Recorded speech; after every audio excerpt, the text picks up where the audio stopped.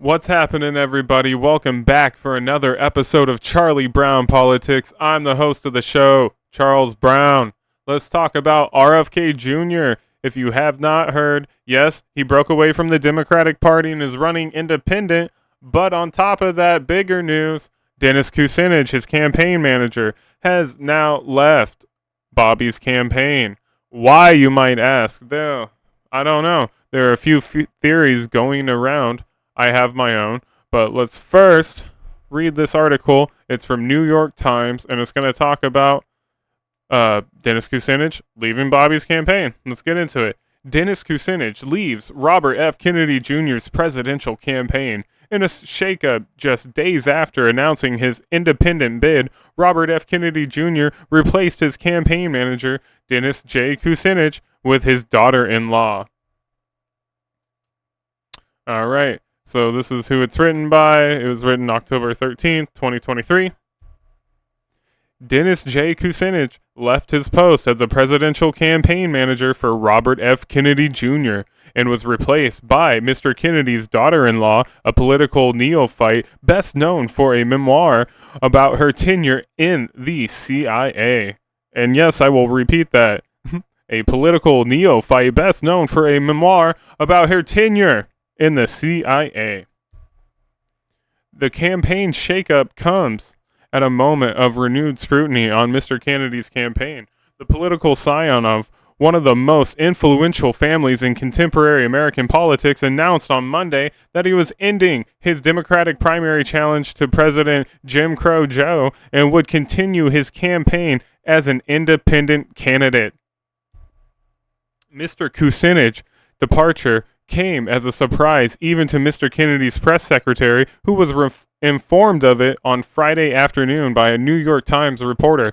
In subsequent news release, Mr. Kennedy said his campaign had benefited enormously from the political experience of Dennis Kucinich. Mr. Kucinich was not quoted in the release. Mr. Kennedy's new campaign manager, Amelia Fox Kennedy, Amelia Fox Kennedy, a former CIA agent, memoirist, a documentarian who in 2018 married Mr. Kennedy's son, Robert F. Kennedy III. Amaryllis is a woman of extraordinary intelligence and drive, who I am confident will take this campaign to the next level, Mr. Kennedy said in the news release. Mr. Kennedy has already... Miss Kennedy has already been on the campaign payroll, according to the campaign's financial report, covering the 3-month period ending in September 30th, which was filed with the Federal Election Commission on Friday. So, there we have it. Dennis Kucinich leaves the campaign for reasons that are not necessarily specific. I do have my own thoughts on that. And he is being replaced with RFK Jr.'s daughter-in-law. Now, what's the red flag that should be jumping out to all of us on this? She used to work for the CIA. And, you know, there's a saying that goes something along these lines. If you work for the CIA, do you ever stop working for the CIA? So... this is a red flag for me. Just like Cornell should have, read the room on making Peter Dow his campaign manager, Bobby really should have read the room on this and thought about, should I put someone that was formerly in the CIA at the top of my campaign? And...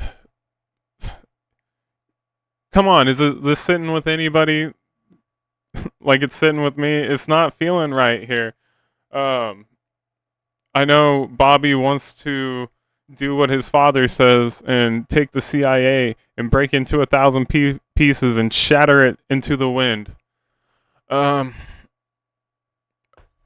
are you going to do that with someone that was, in the CIA? And Bobby even has this vernacular, this rhetoric of saying that people within the CIA are decent people, which is fine, okay, but I think he should focus away from saying people within the CIA are decent people and just more focus on the, the destruction, the pain and the suffering, and all the terrible shit that CIA has just done throughout its entire existence.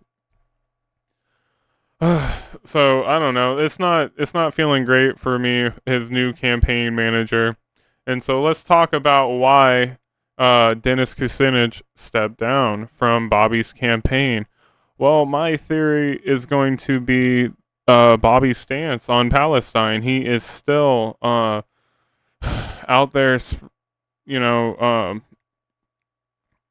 how do I put this? He is not only not seeing the plight of the Palestinians.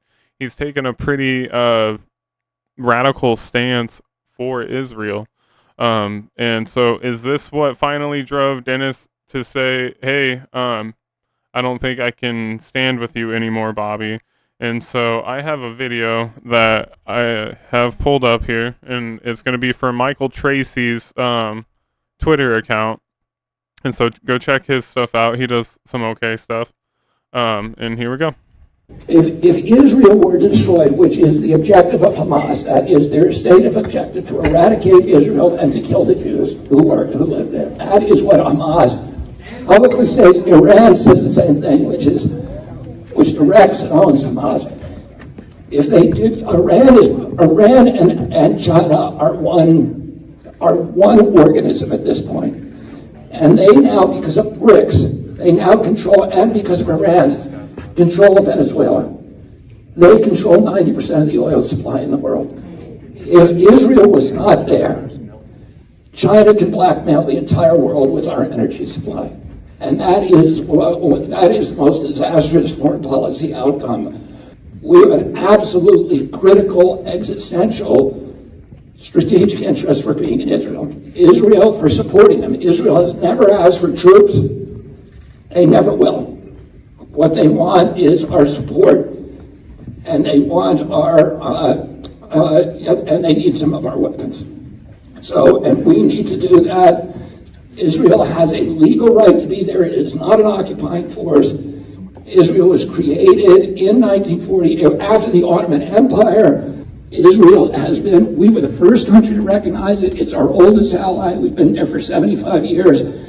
Not only have the Jews continuously occupied it for 3,700 years. All right. That's all I want to play of that. It was kind of hard to hear, so I'll kind of wrap up what he said. He said that Israel is not an occupying force and that we need Israel to fight against China. And without Israel, China would be able to blackmail the rest of the world.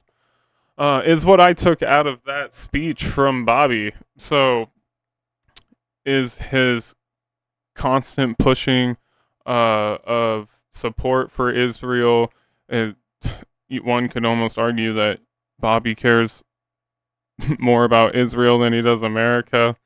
That might be hyperbolic, but one could say that. Yeah, I think that's what finally pushed it over. That's going to be what my guess is.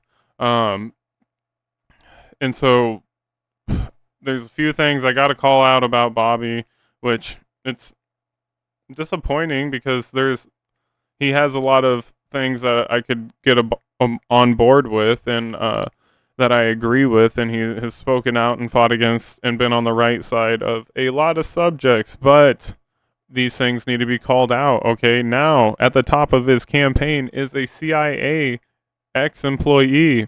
Number two, he wants to give unanimous support to Israel, which Israel wants to start a war with Iran. So one needs to ask if you're going to be running as the peace candidate, Bobby Jr., what's your view on that? Do you want Israel to amp up, tensions with Iran and push another war out there? And then also you're using Israel to fearmonger about China, saying that China's going to blackmail the world if we don't have Israel. And so I have to call this out. Like I said, there are things about Bobby that I do like. So it doesn't make me feel good to do this, but it needs to happen. So you're going to claim you're the peace candidate, but you're fear mongering people about China and Iran. I'm calling that out. So, what are your thoughts on this? Why did Dennis Kucinich step down from Bobby's campaign? Uh, what are your thoughts on Bobby and his stance on the Israel-Palestine confrontation? What other ideas do you got on why Dennis would step down from Bobby's campaign?